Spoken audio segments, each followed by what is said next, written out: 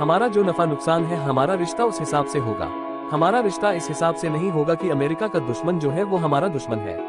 नहीं भाई साहब, हमारे हित के हिसाब से जो हमारा दोस्त है वो दोस्त है और जो दुश्मन है वो दुश्मन है। और ये बड़ी शानदार चीज है। हमने जी हुजूरी नहीं की, हमने किसी से पंगा नहीं लिया। हमने अपनी ताकत, अपनी राजनीतिक अहमियत को दिखाया। डोनाल्ड ट्रंप को समझाया कि हमको नजरअंदाज करोगे, वो जुगाना नहीं है। मुझे छोड़ के जो तुम जाओगे बड़ा पछताओगे, वो हमने उनको समझाया। और साथ ही रूस और चीन के साथ भी एक नए दौर की शुरुआत करना शुरू किया। दुनिया को ही पता चला कि भारत अब अपनी शर्तों पर डील करता है। कमाल की कहानी है यार, कमाल की। डोनाल्ड ट्रंप का गुस्सा, भारत की ताकत, कूटनीति और फिर बॉलीवुड स्टाइल में हैप्पी एंडिंग की तरफ फिलहाल हम बढ़ते जा रहे हैं। अब सवाल ये है कि साधा कैसे हमने हैप्पी एंडिंग की तरफ। तो ये साधने वाली कहानी वही एसीओ की है। एसीओ समिट, जहां पर वो तस्वीरें आई थी और जहां पर अमेरिका परेशान हुआ था। अमेरिका चाहता था कि भारत रूस से तेल न खरीदे। 56.8 बिलियन डॉलर का तेल हमने जो खरीदा वो सस्ता था। अमेरिका चाहता था ये ना हो, लेकिन हमने उससे आगे जाकर कदम बढ़ाने की कोशिश की। अब अमेरिका जानता है कि भारत रूस और चीन के अगर ज्यादा करीब जाएगा तो ये अमेरिका को कमजोर करेगा। इसके साथ ही अमेरिका को ये भी पता है कि अमेरिका में भारतीय बहुत ज्यादा है। एक निवेश की बात की जाए, वहाँ पर इंडिया गेम्स है और इस पूरे घटनाक्रम ने भारत की अंतर्राष्ट्रीय विरासत को एक नए दौर में लिखा, जहाँ पर ना हम झुके ना हम रूठे, बस हमने हालात को और ज्यादा बेहतर कर दिया। अब आपके मन में एक सवाल आ सकता है कि अमेरिका को झुकना क्यों पड़ा। ये भी समझा देते हैं आसान शब्दों में। देखिए, भारत का जो बाजार है वो बहुत बड़ा है। 1.4 अरब का बाजार है।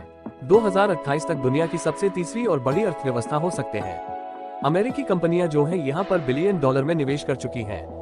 अब आप देखिए, इस साल जो आईफोन आएंगे वो भारत के बने हैं। टेस्ला भी इंडिया में आई है।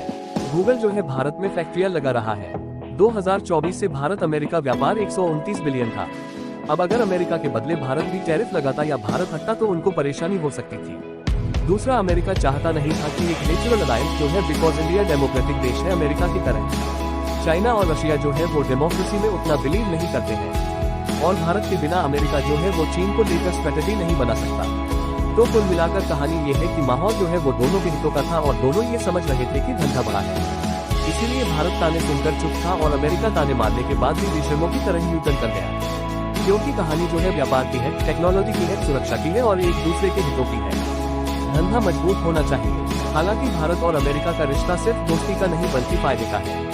2025 में भारत की अर्थव्यवस्था की रफ्तार और बढ़ेगी और अमेरिका जो दुनिया की सबसे बड़ी अर्थव्यवस्था है, दोनों का व्यापार सैकड़ों बिलियन डॉलर तक पहुंच गया। डोनाल्ड ट्रंप चाहते थे कि ये और बढ़े। वो चाहते थे उनकी शर्तों बढ़े, लेकिन अब भारत की शर्तों के साथ बढ़ेगा। हालांकि हर कहानी की तरह इस कहानी में भी थोड़ी ट्विस्ट रुकावटें हैं। जैसे टैरिफ पे क्या होगा ये देखने वाली बात होगी, क्योंकि अमेरिका ने 50% टैरिफ होता है। वो भारत से सहूलियत भी चाहता है, तो इसमें नेगोशिएशन हो सकता है। रूसी तेल को लेकर क्या होगा वो एक इम्पोर्टेंट पॉइंट है, क्योंकि बात करेंगे अमेरिका चाहता है कि भारत ना खरीदे, भारत खरीदेगा अपने फायदे के लिए। तो वहाँ पर क्या आता है? सबसे बड़ा मसला जो है वो डेयरी और कृषि का है। अमेरिका चाहता है कि भारत अपने डेयरी और कृषि बाजार को खोले और ज्यादा, लेकिन भारत अपने किसानों की सुरक्षा को प्राथमिकता दे रहा है। वो एक इम्पोर्टेंट पॉइंट है। हालांकि ठीक होगा, ये लोग मान रहे हैं।